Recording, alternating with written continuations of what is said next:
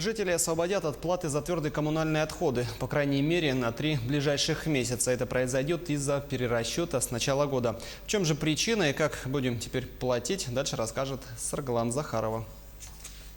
Тема обращения с твердыми коммунальными отходами и тарификации этой услуги не дает покоя россиянам уже много месяцев. С 1 января этого года вступил в силу новый закон. Теперь мусором занимается в каждом регионе свой региональный оператор. В случае с Якутией их целых 3. Из-за большой территории, конечно. Центральную зону обслуживает компания «Якутск Экосети». Планы на начало были самые амбициозные: раздельный сбор мусора, утилизация, переработка.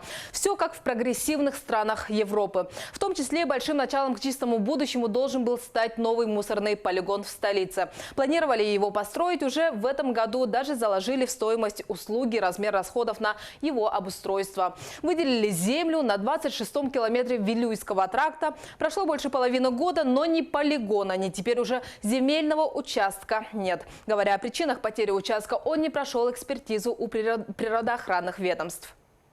Экспертиза шла достаточно долго, пытались доработать проект.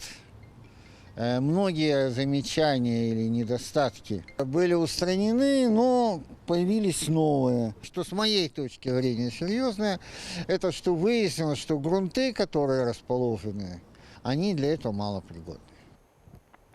И это стало одной из ключевых причин освобождения жителей столицы и поселка Жатай от данной статьи расходов на ближайшие 3 месяца.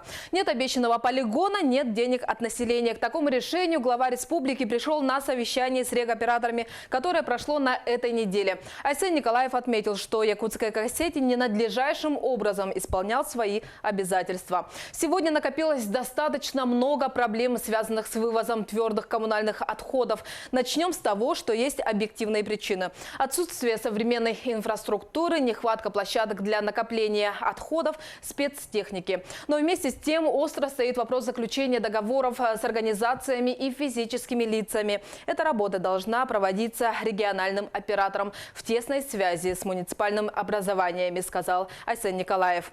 Теперь стоимость услуги меньше на 32%. Если старая цена была 131 рубль за одного человека, то новая на уровне 88 рублей. Причем решили пересчитать тариф с 1 января текущего года. Так получается, что в месяц каждый житель столицы переплачивал за услугу 42 рубля 72 копейки. А в общем за 7 месяцев переплата накопилась в размере 299 рублей. В свою очередь эту сумму разложили на части, и вышло, что горожане оплатили наперед сразу за 3 месяца и частично за 4-й. В ноябре в квитанциях стоимость услуги посчитают по тарифу 33 рубля 81 копейка за человека. Это не касается вопроса изменения регионального оператора. Региональный оператор, как был утвержден по итогам конкурса проведенного, так и он и остается действовать. Это речь идет именно о тарифах. В тарифном законодательстве написано, что когда мы видим, что инвестиционная программа не выполняется, мы обязаны это снимать с тарифов. Новый тариф официально утвердят в Госкомцене 30 августа. Он будет включен в документ уже без учета инвествложений по строительству нового полигона.